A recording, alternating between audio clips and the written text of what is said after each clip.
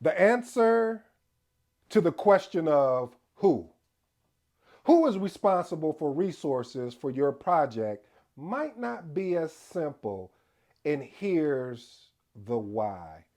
Hey, if you're new to the channel, I go by the name of ED. For all you smart and intelligent folks out there, listen, that just simply means ed. I have an 8 point framework, and these 8 points, my job, my goal, my journey is to unpack today's title, which is entitled, Who Should Be Responsible for Stakeholder Resource Allocation? Again, who should be responsible for stakeholder resource allocation? Is it the project manager? Is it the resource manager? Is it the PMO? Is it their direct? Is it their manager? Their manager? Who is it? This is a very interesting question, and watch how today we unpack this thing. First of all, point number one, most obvious that we would think about when we are thinking about resources. And see, this is one of the things I truly believe this needs to be part of the triple constraints. What do you mean, ED? I've said this before on previous videos of the triple constraints. As we know it, it is budget, we know it as cost, we know it as quality, we know it as scope. However, resources is very key. You always see that a lot in projects where there's a resource constraint. We always see that resources sometimes get confused, like, what is the priority? Is it this project over here or that project over there? Or is it just BAU, meaning business as usual activities? So we're going to point out some most obvious here, and then hopefully near the end, I can address what they say is the elephant in the room or the ED in the room appropriately. All right, so the first one is the role of a dedicated resource manager. I'm going to be honest with you, family. If you ever had a resource manager part of your organization, it's amazing. I mean, no, really, it is truly amazing. Okay, ED, what makes it amazing? What makes it amazing is that they're responsible, their job, their key role is, watch this, family, and I'm gonna break it down first in very layman terms, just to make it very simple and simplistic, the way it was explained to me when I first heard about this thing called a resource manager. Basically what they do is just make sure that people have work to do, and that the work that they have to do is not more than what they should be allocated for, if that makes any sense. Basically just giving them more and more work and not giving them the appropriate bandwidth to achieve that work.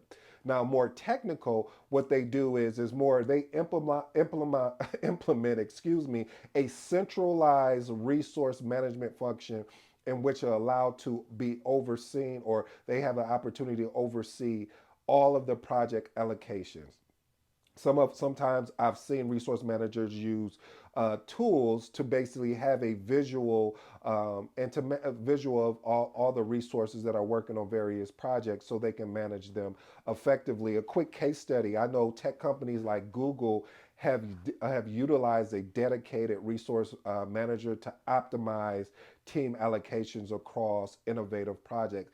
Again, a resource manager is key. And I have to be honest, family, I haven't really seen resource managers unless it's like a bigger organization.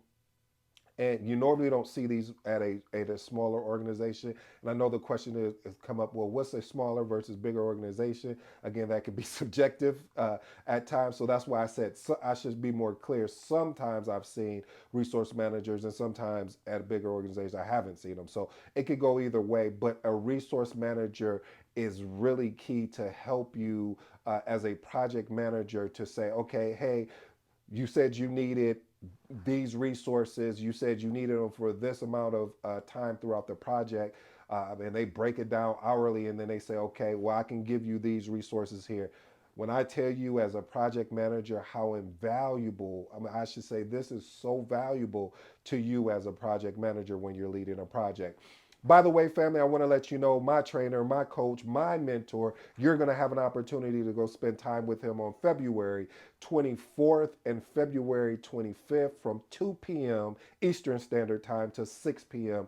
Eastern Standard Time. What you're going to learn in here is basically, if you're somebody that has already obtain their PMP, and just want to tune up, just want to get things right. You want to go check this out. It's going to be important for you. Matter of fact, it's going to be imperative. I'm going to be there. Why am I going to be there? Because, like I said, I don't, a lot of times people come on here and they make videos about, oh, you should do this. You should be a lifetime learner. And then you go do homework on them, and they're not going to attend the seminars. They're not going to the workshops in their craft. So I have to lead by example, because I am a leader. You're a leader if you're watching this, and because I'm a leader and because you are a leader, then this is important that you want to go to this workshop and check it out. Again, it's going to be amazing. It's going to be impactful. It's going to be life changing. And again, I know it's subjective, but again, family, you need to go check it out. It's going to be 7 modules between the 2 days that you're going to have an opportunity to just really touch up on your project management. And again, like I said, I will be speaking there as well. I'll have a speaking part just to talk about some of the things I'm excited about from not just only a project management standpoint, but just from a personal development thing as well. All right, let's move on to point number 2. Project manager's central role. What this basically means is a project manager should develop a resource allocation plan that aligns with the project priorities and constraints. Sometimes we can get so caught up in that we forget we are responsible for our stakeholders. We are responsible for delegating the task out appropriately and making sure that the bandwidth is there from stakeholders. Now, sometimes, now it can be unfair because now you're doing the role of what we talked about at the very first point, which is a resource manager, but you are responsible for a resource plan. So again, like I said, you're going to have to stay to the end because this is going to get really, really tricky. I don't hear a lot of project managers talking about this because normally what they'll say is your responsibility as a project manager to lead the resources and making sure the bandwidth and everything like that. But that you can't do that for everything. You can't put a one size fits all type approach to every project, because that's what makes a project unique is because it's temporary. And so saying that a project manager is solely responsible for the resources every project, and you have a resource manager, in the as part of the organization, it doesn't add up. It doesn't make sense. So if you have a resource manager, then no, I think the project manager and the resource manager should uh, collaborate in ensuring that the bandwidth is there and is available. Also, I want to point out here, as far as the central role is that project managers often are in the best position to oversee the stakeholders' resource allocation due to a couple things here: the project scope, they understand that, the project timelines, and the objective of the actual project. All right, let's move on to point number 3: executive sponsorship and governance. Listen, I have to be honest with you. I'm currently right now in the process of writing a book called The Magnetic PMO. And the reason why I'm writing that, the PMO, that acronym is Project Management Office. The reason why I am writing this book was many reasons, but I'll share one of them here. The reason is because being able to get executive buy-in is very critical to your project. And meaning being critical, meaning that the value that they can bring to the project, and I'm speaking of executives, as well as the governance of the actual project. Listen, this what ends up happening is that here, let's look at an actionable step. By regularly reviewing meetings between project managers and executive sponsors, it allows the opportunity to adjust allocation as needed. Because with a project, a lot of times there's you might need a lot of resources as you're initiating and you're going to the planning, and then you start executing. But as you start ramping down, you could start reallocating some of those resources, whether to another project that you have or to another priority that the organization may have. So by connecting, or I should say collaborating with executives, as well as the governance aspect of things, will actually give you a win by being successful in the resource allocation aspect.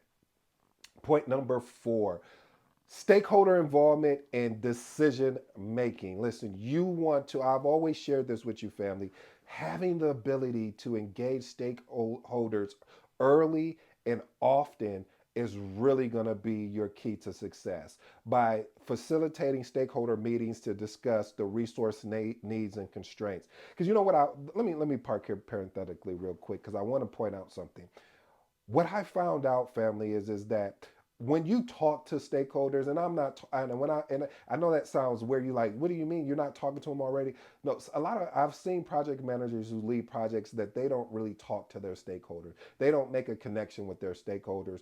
But to be exceptional, you want to be able to connect with your stakeholders and have these conversations like, hey, what are the constraints you're up against? Because a lot of times what you may find out that they are stretched too thin. And if you know that as a project manager and you're leading a project, you have the opportunity to say, okay, I know this resource is stretched thin, and you can start a discovery response and answer, meaning that, hey, okay, how long do you think you're going to be stretched at? Is it going to be a month or 2 months? They say, all right, 2 months. All right.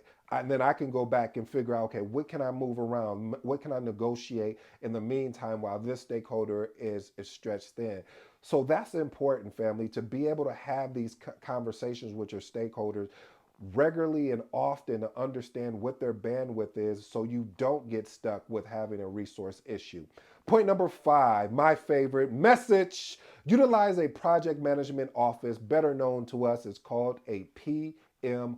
Listen, establishing a PMO to oversee project governance and resource allocation. I mentioned it earlier in point number 3 when I was talking about the executive sponsorship of them being involved from executive level. But what is really key here is, family, is if you can get a PMO in place. Again, I told you I'm writing the book, The Magnetic PMO. And the reason why book is being written is because of the value I've seen and I've experienced of being able to set up PMOs as well as being a part of a PMO as a project manager. You see, what a PMO does, it establishes oversight of projects, meaning the governance, meaning the resource allocations aspect of things. And this is really key. One of the things, there was a company out there, you may have heard of this company called Procter and Gamble.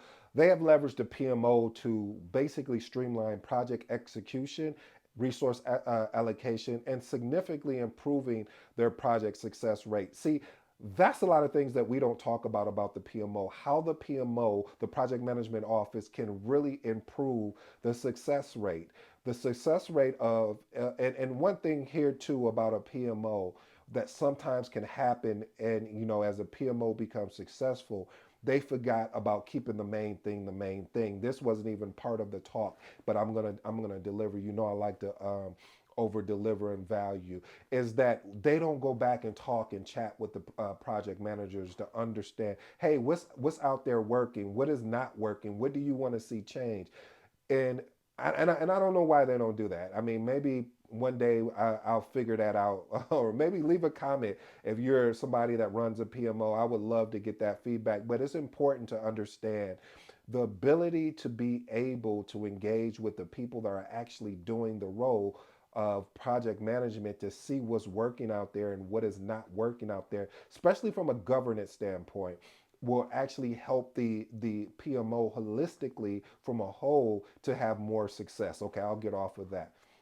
Point number 6, integrating technology and efficiency. Listen, evaluate and implement project management tools that offer a robust resource allocation feature. There's so many different tools out there from a technology standpoint that offer you an opportunity to see kind of what the resource constraints are by plugging in, once you plug in your task, with the stakeholder that's responsible for it, to have a really overview to look at the data to say, man, all right, I see Jimmy is kind of, he's really overbooked here. I got to see if there's someone that could either take that off or let me see who I can connect with to help Jimmy out. Point number 7, adapting to agile methodologies, or I should say really an agile framework, not a methodology, because a methodology would be more like a waterfall. Agile is a framework, and when you look at that framework, being able to teach and train team members about how to do sprint planning versus maybe doing a waterfall approach. Now, we all know this, that You can't apply Agile to everything. Like you can't say, okay, I'm going to do Scrum, and you're like, but this is probably needed more for a waterfall type methodology. I'm probably going to break that down one day in a video so we can get a better clarity on, because I've seen people just want to throw Scrum at everything. And it's like, that's not a Scrum type project. I'm not the Scrum. I do have my CSM. I am a certified Scrum Master, but that's not the point I'm trying to make. The point I'm trying to make is that you may want to do waterfall with this particular piece, but we can go through a checklist to see if it would fit that. So maybe I might put that together for the family who's ever thinking about running any type of Scrum type project or any Agile type thing.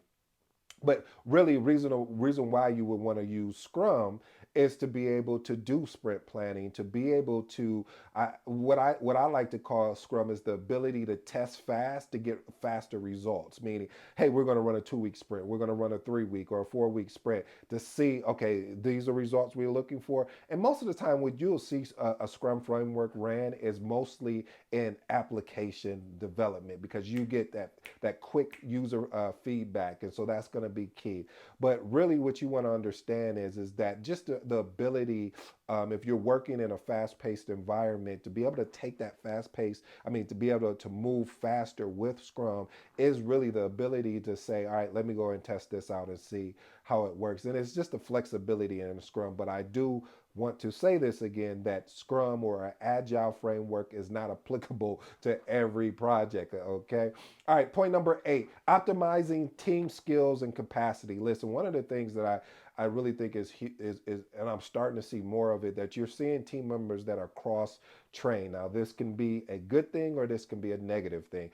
Reason why I think it could be a good thing is because now maybe that team member could work on two different tasks that maybe they only would have had singular focus on. But that is the negative thing. So when you have that, now the team member may be, or I should say the stakeholder may be, uh, uh, their bandwidth may be short, or they may be, now all of a sudden it's just too many priorities competing at one time, and they don't know, okay, which task is more important versus if you had a subject matter expert in each particular area that is applicable to the project that you're leading. I know Zappos emphasizes on employee skill development and allocation of resources, really based on the customer needs, and employee strengths have been a key really in the success in delivering exceptional customer service. At the end of the day, you have to understand, family, that we are in the customer service business as well. And so being able to build a team up that can be almost like a Scrum framework that has a more self-organizing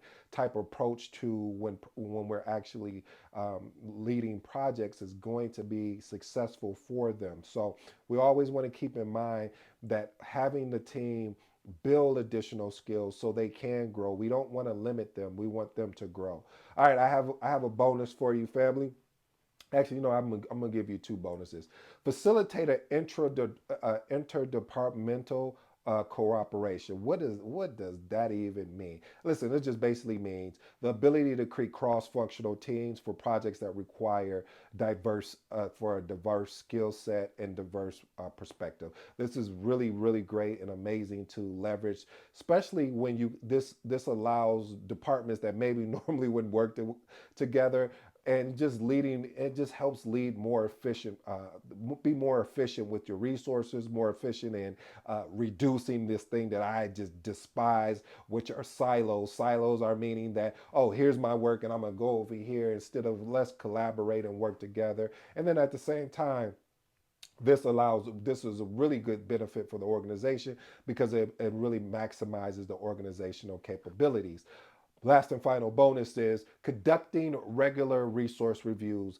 I've stated that earlier, family, the importance of scheduling, monthly, quarterly, bi-weekly, weekly, whatever it's going to take to review the resource constraints, to review, okay, let me look at the key stakeholders. Do we have backup in place? What does this look like, from basically putting everything up and we're just literally talking through it, whether through a software, whether through Excel, whatever particular tool that we're using to gauge how much work the resources our stakeholders have is going to be important. Listen, I'm gonna close with these three items here. There's 3 points that I want to make clear and make known. We need to have executive sponsorship and governance in order to have success in leading our project, because if we don't, it's going to be hard to fight for resources because they're not going to understand the priority. Point number 2, having the ability to have stakeholders involved early and often, especially during decision making, because when you are making decisions and you have a collaborative approach to making decisions, then the team that is making these decisions together, they are buying into it more than versus if you're just dictating. Now, there are going to be moments where you will have to dictate, but then when the moments you don't, and you can create a more collaborative approach, it's going to help you long term when you do have to make more of a that you have to dictate and say, hey, this is not up for negotiation. This is what we have to do based on the customer needs. I'm sorry, but this is what it is. And point number 3, again, conducting regular resource reviews. So to unpack this and answer the question, who is responsible? Well, again, it's subjective. It depends on what type of organization you work in. It depends on, the stakeholders that are part of your project. It depends on your experience as a project manager. A lot of times what we would do is, like I stated earlier at the beginning of the video, that we will dictate and say it's the project manager's responsibility and accountability. But that's not always true in every organization, because you may have a resource manager that will be responsible for helping that you guys collaborate on and create a resource management plan in a way where they will be responsible for the bandwidth of the resources, of saying, hey, you need X amount of resources, but you'll be responsible for planning those resources in. I hope that helps somebody today around resource planning. I may do a deeper dive if you guys want me to do a deeper dive on resource planning, what type of tools I would use, how I would approach it, and everything of that nature.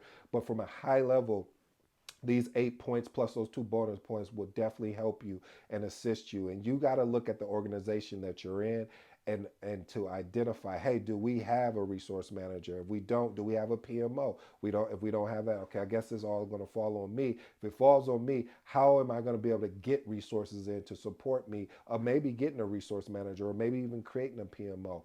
But anyway, till next time, family, I'm your boy AD, and you know my slogan. I'm out.